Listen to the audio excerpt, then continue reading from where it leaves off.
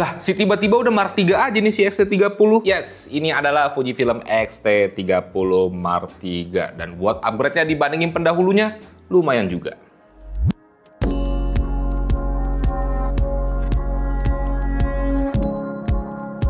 Selamat datang di channel Semedia dengan gua Skavito. Dan yes, di video kali ini gua pengen ngasih gambaran impresi sedikit-sedikit aja soal si X-T30 Mark III ini. Upgrade-nya di mana aja sih dibandingin sama si X-T30 Mark II. Dan gak berasa juga gitu ya, sekarang udah Mark III, padahal yang Mark II itu ternyata udah 4 tahun lalu anjay. Di kantor kita yang lama itu terakhir nyobain X-T30 Mark II. Dan sekarang ya udah ada si Mark III-nya. Dan setelah gue cobain tipis-tipis si Fujifilm X-T30 ini, sebenarnya upgrade-nya tuh lumayan dibandingin pendahulunya si X-T30 Mark II. Kalau gue ibaratin di game Rising Force RF gitu ya, ini ibaratin tuh kalau jadi ACC, dia tuh kayak gunner jadi striker. X-T30 Mark II gunner dan dia jadi striker. Skillnya cuma nambah dikit tapi jadi GG. Nah, nih kamera nih. Buat ngetesnya di sini gue coba videoin sama fotoin Wowo aja di daerah komplek. Karena di sini lagi musim penghujan, kameranya tidak weather shield, jadinya gue ngeri kalau gue lagi mau keluar tiba-tiba hujan dan rusak. Karena ini kamera dipinjemin sama Fujifilm. Tapi sebelum mulai gua bahas experience gua pengetin dulu kalau kita lagi ngadain lomba foto bulanan cuma pakai HP doang gitu ya. Gear lain nggak boleh dan temanya ini pahlawan. Buat total hadiahnya ini adalah 12 juta rupiah cash gitu ya. Total hadiahnya 7 juta untuk pemenang utama, 3 juta untuk pemenang kedua, dan juga 2 juta untuk pemenang random picker. Buat lombanya ini kita adain sampai tanggal 4 November nanti. Dan untuk terakhir inputnya itu bisa sampai tanggal 5 November. Dan untuk pengumumannya itu di tanggal 10 November 2025. Foto yang kalian input ini wajib pakai HP doang, tidak boleh pakai gear lain karena ini adalah lomba ST Pro Preset, bukan preset kreatur. Dan untuk hasil foto yang diinput untuk lombanya itu wajib diambil selama masa periode lomba ini berjalan. Kalau kalian udah tertarik, kalian bisa langsung cek ke stdigital.id dan beli preset pro kita gitu ya, dan bisa pakai kode voucher pahlawan biar dapat diskon tambahan. Langsung gas ikutan kalau kalian udah pengen ikut lombanya. Oke, back to the topic. Fujifilm X-T30 Mark III. Kalau kita lihat secara fisik, sebenarnya ini bener-bener sama kayak di Fujifilm X-T30 Mark II. Yang bikin beda cuma satu, yaitu adalah bagian dialnya. Di bagian atas itu udah menggunakan dial film simulation, yang dulunya itu dial untuk ganti mode. Lah terus kalau buat ganti modenya di kamera ini pencet apa bang? Lo bisa pencet tombol drive aja atau tombol tong sampah gitu ya, tinggal lo pencet aja itu buat ganti mode-modenya. Dan kalau kalian nanya apakah gue kesulitan dalam mengoperasikan Fujifilm X-T30 Mark III ini subjektif. Kalau gue enggak, karena gue biasa menggunakan kamera-kamera compact, jadinya gue terbiasa untuk mengkostumisasi dial dan juga button-button yang ada di kamera ini. Kayak di Fujifilm X-T30 ini ada 2 dial gitu yang bisa kalian kostumisasi aja, penggunanya bisa kalian tekan, bisa kalian geser-geser aja. Itu biasanya gua bikin buat ganti aperture yang bagian depan. Kalau buat bagian belakang itu biasanya gua ganti buat ISO. Jadinya easy-easy aja gitu ngoperasinnya. Tapi ya baik lagi, ini subjektif. Oke, soal fisik itu aja, nggak ada yang baru. Sekarang kita bakal ngomongin performa autofocusnya, karena ini yang paling berasa gitu ya upgrade-nya dibandingin pendahulunya. Untuk performa autofocusnya yang gua rasain di sini udah lebih reliable, karena di sini udah pakai prosesor terbarunya Fujifilm X-Trans 5. Feeling performa autofocus ini sama kayak gua pakai jajaran kamera Fujifilm yang sekarang-sekarang aja, kayak di Fujifilm XM5, X-T50, XS20, atau X-H2S itu kurang lebih sama. Meskipun memang bukan yang terbaik, tapi buat gua at least gitu ya, di workflow SMedia untuk keseluruhan foto dan juga video itu udah cukup. Dan untuk subject detection-nya di sini juga cukup lengkap gitu ya. Ada animal, ada bird, ada automobile, ada motorcycle atau bike, airplane, train gitu-gitu. Nah, itu udah lengkap. Kalau di X-T30 Mark II di pendahulunya itu cuma ada di dia cuma ada itu untuk face muka ke orang aja gitu ya, sama mata. Meskipun di sini untuk sensornya dia masih menggunakan sensor yang lama kayak pendahulunya di X-T30 Mark II di 26 megapiksel CMOS 4. Nah, tapi kalau kita ngomongin soal hasil gambarnya, di sini tetap dia bisa ngasilin gambar yang instan, auto cakep, bagus, khas Fujifilm lah, dan bakal selalu begitu gue rasa. Ini berlaku untuk foto dan videonya. Dan gue udah pakai X-T30 Mark III ini ngetes untuk ngambil foto-foto si Wowo dengan film simulation yang ada aja, tinggal kita cocokin aja sama environmentnya, cocok yang mana gitu ya, itu bisa menghasilkan gambar yang cakep dengan instan. Dan menurut gue kamera X-T30 Mark III ini cocok banget buat kalian pakai untuk foto kasual atau kalian mau pakai portrait model gitu ya, karena ini performanya udah sangat cukup menurut gue. Namun yang agak disayangkan di kamera ini belum membawa in-body image stabilization. Yes, dia masih sama kayak di pendahulunya di X-T30 Mark II.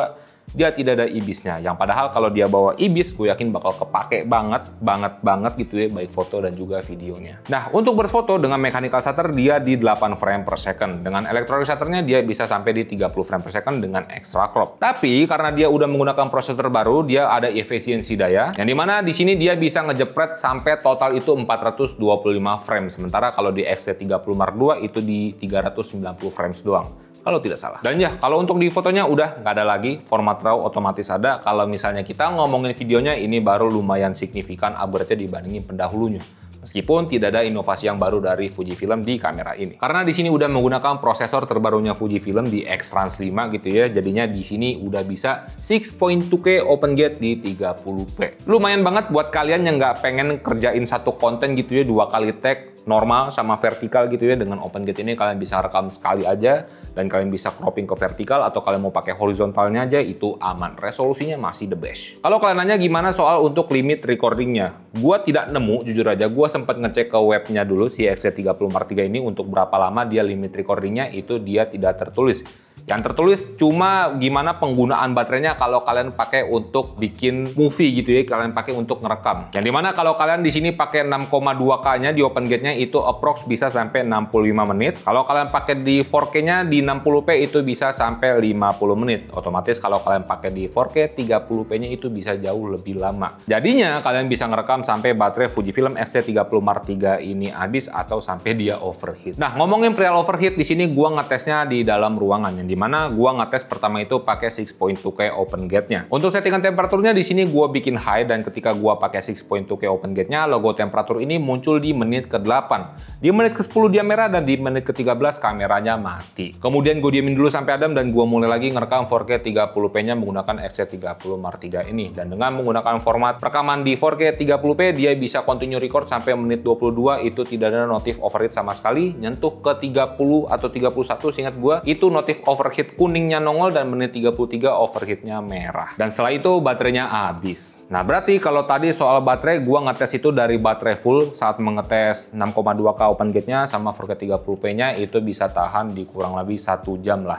Ya lumayan awet, tapi tetap gua sarankan kalian untuk beli spare baterainya lagi biar aman kalau kalian mau pakai di luar ruangan dengan waktu yang cukup lama. Dan dari performa tadi soal heat manajemennya, gue bisa bilang si Fujifilm X-T30 Mark III ini punya performa yang jauh lebih baik dibandingin pendahulunya di X-T30 Mark II gitu ya. Apalagi di sini udah pakai prosesor baru gitu kan, ini untuk heat manajemennya itu bisa lebih baik. Jadinya kameranya bisa diajak kerja keras dikit lah. Kalau kita ngomongin kualitas gambar videonya, ya kurang lebih sama lah. Kayak tadi gue bilang, Fujifilm khasnya bisa menciptakan hasil gambar yang cakep dan bagus dengan instan. Kalau kalian mau grading atau edit lagi, jadinya opsional aja. Di video di sini udah ada 10-bit 422, f-log 2 juga ada, jadinya bisa lebih leluasa lagi kalau kalian mau custom gambar videonya. Soal autofocus di videonya, seperti gue bilang di awal juga, dia performanya cakep. Gua nggak ada isu, meskipun memang bukan yang terbaik, tapi ini udah reliable banget untuk Fujifilm. Secara keseluruhan, menurut gua Fujifilm X-T30 ini worth it buat kalian sikat kalau misalnya kalian udah ada pikiran untuk beli Fujifilm X-T30 yang second gitu ya, atau X-T30 Mark II. Mending lo tahan atau lo buang aja tuh pikiran, langsung upgrade ke sini aja, beli langsung ke sini karena memang worth it itu. Meskipun tadi seperti yang udah gue bilang, dia tidak ada inovasi baru dari Fujifilm, dia cuma menyematkan teknologi yang baru gitu ya, yang udah ada di kamera Fujifilm sekarang-sekarang. Nah, itu semua ditaruh di sini, di Fujifilm X-T30 Mark III. Dan gue berharap buat harganya si Fujifilm X-T30 ini, harganya itu ya bisa sama kayak di Fujifilm X-T30 Mark II dulu waktu pertama baru launching, atau kalaupun naik itu jangan kebanyakan naiknya lah, naik tipis-tipis aja. Enggak sih, kalau bisa sih sama sih. Oke, mungkin itu aja buat video sedikit-sedikit nyobain si Fujifilm X-T30 ini, karena nggak banyak yang bisa gua kulik juga dari kameranya. Teknologinya udah ada semua di kamera Fujifilm yang udah pernah kita cobain. Tapi harusnya dari pengetesan gua tadi, kalian udah tergambarkan juga gimana improvement X-T30 Mark III ini dibandingin pendahulunya si Fujifilm X-T30 Mark II. Dan ya, itu aja. Gua Skavito di belakang kamera Dewo. Semoga video ini bermanfaat dan semoga bisa ngisi waktu kalian.